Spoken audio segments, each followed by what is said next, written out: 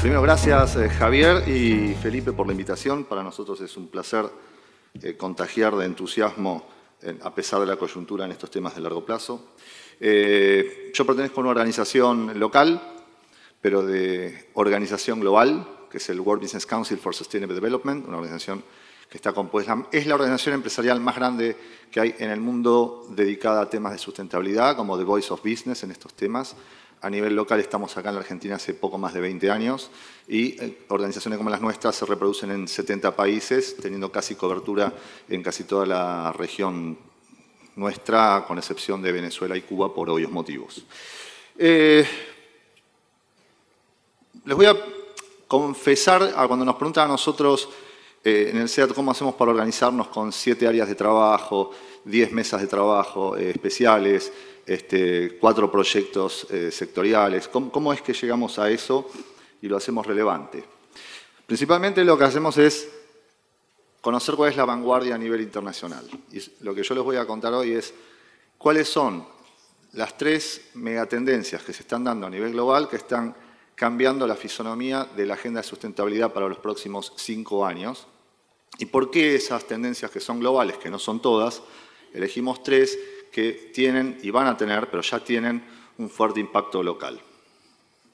Cuando yo estaba en la facultad se decía que lo que sucedía en el mundo, en la Argentina, a los 10 años se replicaba. Esto ya vemos que no se da más así, esto se da mucho más rápido, no solo se replica más rápido, sino que se replica de una manera que el espejo no funciona bien, ¿no? A veces se copian mal las cosas, por eso es muy importante para el sector empresarial estar atento a la vanguardia, pero tener una capacidad de análisis para ver qué temas de vanguardia global tienen impacto global, y eso es lo que voy a tratar de mostrarles a ustedes rápidamente. Nosotros identificamos 3 drivers. En los 3, a nivel global, tienen como característica que están basados en algún tipo de convención o foro de Naciones Unidas. Los 3, estos son los ODS o Agenda 2030, que recién se habló y que es el leitmotiv de la reunión de hoy. Segundo es la agenda climática, ¿sí? O conocida como cambio climático, que es una agenda mucho más amplia que el cambio climático, pues se trata en realidad de los factores que no quieren cambiar por el cambio climático. Y tercero, la agenda de empresa y derechos humanos. Las 3 son agendas globales que nosotros tenemos ya evidencia muy clara de que tienen un impacto local por diferentes motivos. Nosotros siempre decimos que la sustentabilidad se integra de 2 maneras, a través de la convicción, que es lo que estoy haciendo yo ahora y el resto de los colegas, pero también a través de la presión, que es lo que hacen las autoridades cuando toman temas de sustentabilidad y tienen la necesidad de generar o políticas públicas o regulaciones o algún tipo de estándares que dejan de ser voluntarios. Por eso nosotros decimos que estas 3 agendas lo que están generando a nivel local es una nueva forma de compliance, es un compliance 2.0, se está trabajando en esto entre la vinculación entre sustentabilidad y la agenda de compliance. ¿Por qué? Porque muchos de estas agendas, la mayoría de estas agendas, tienen implícita una serie de cumplimientos y de buenas prácticas y de estándares que hasta hace poco para nosotros eran de cumplimiento voluntario y por diferentes motivos, entre ellos la aproximación de la Argentina hacia la OECD, como también la presidencia en el B20 y G20, dejan de ser bastante voluntarios para ser bastante mandatorios en su cumplimiento. Vamos a la primera rápidamente para explicar la agenda climática. Bueno, hoy tuvimos al máximo funcionario de gobierno que lidera esta agenda a nivel local y tiene la representación global.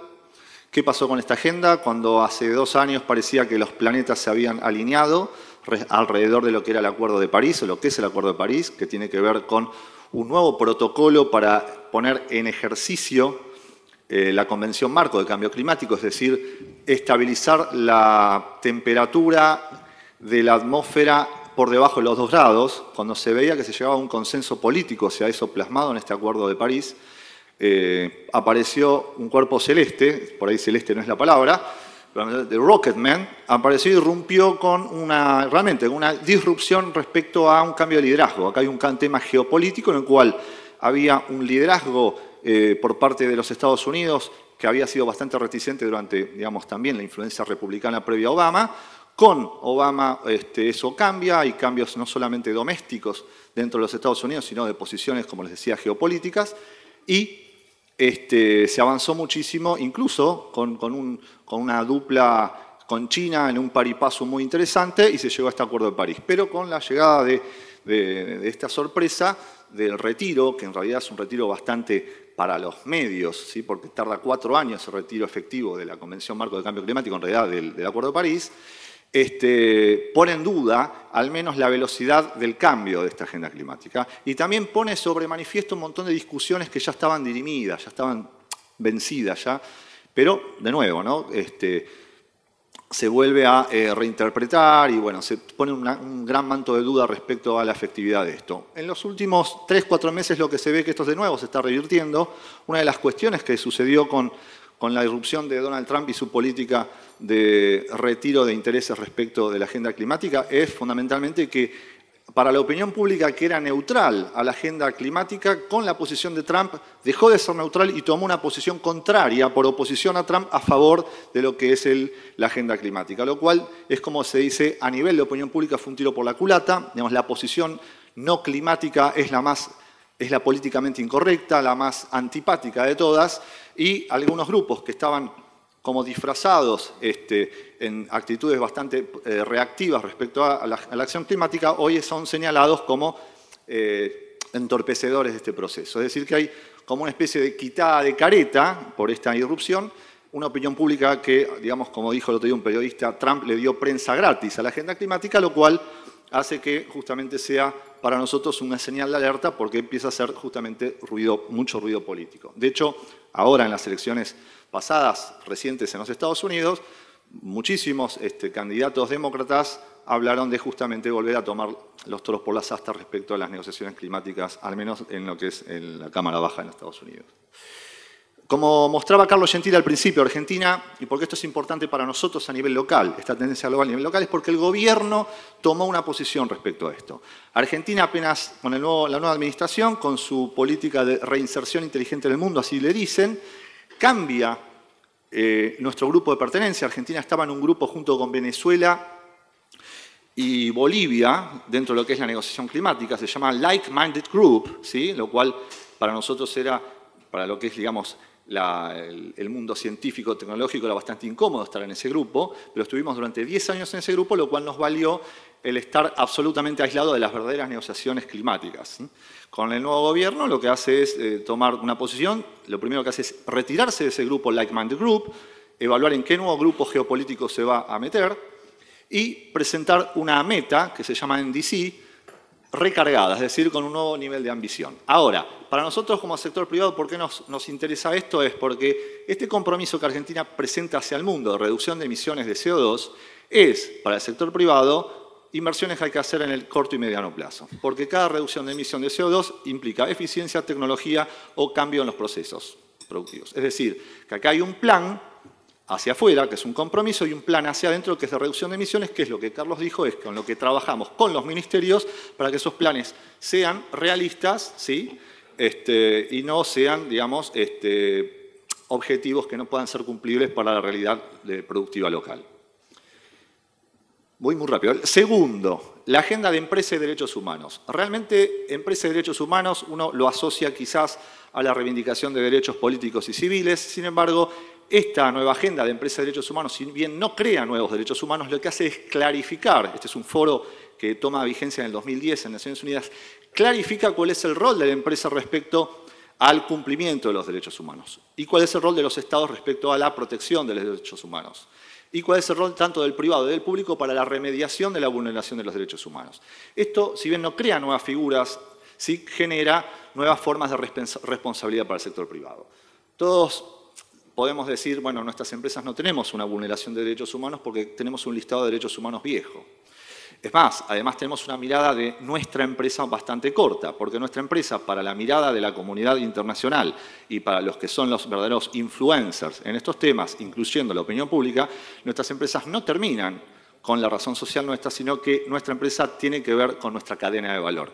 Y en países como los nuestros, empresas grandes, tenemos cadenas de valores complicadas, depende de los sectores, donde la vulneración de ciertos derechos humanos pueden ser potenciales. Y esta agenda lo que hace es señalar no solamente la vulneración de derechos humanos reales o fácticos, sino también potenciales. Y sobre eso es lo que hay que trabajar.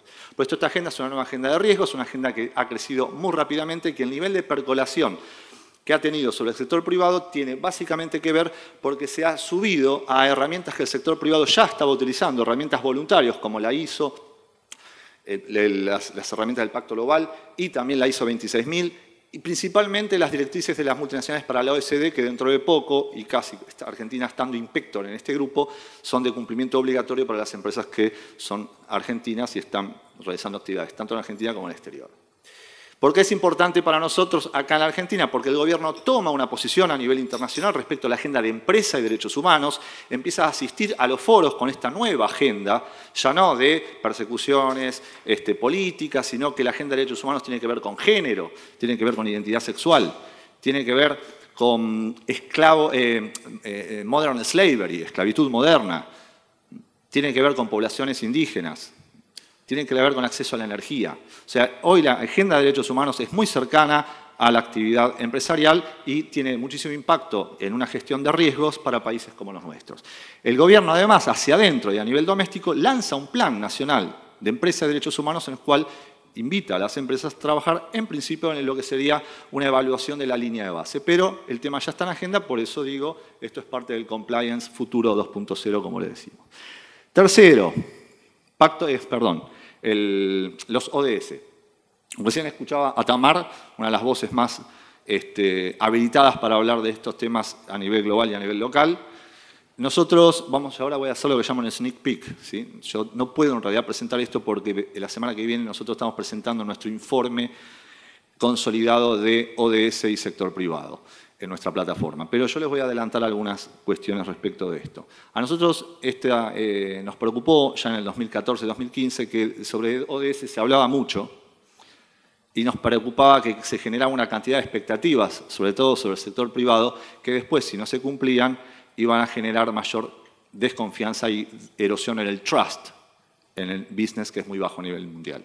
Entonces ahí nos quedaban dos cosas, o ocultarnos y decir, bueno, los ODS hablamos también, somos uno de los más hablando y agarramos la guitarra, o ir y decíamos, pasemos del PowerPoint, por favor, al Excel y hablemos de hechos. Ahí fue que desarrollamos la plataforma ODS.seats junto con EY, en el cual esa plataforma empezamos a capacitar a las empresas, sensibilizar a las empresas, desarrollando herramientas, además, donde ayudamos a identificar a las empresas acciones concretas, no encuestas de opinión, acciones concretas para vincular estrategias de negocios con metas, no los ODS, con las metas de los ODS.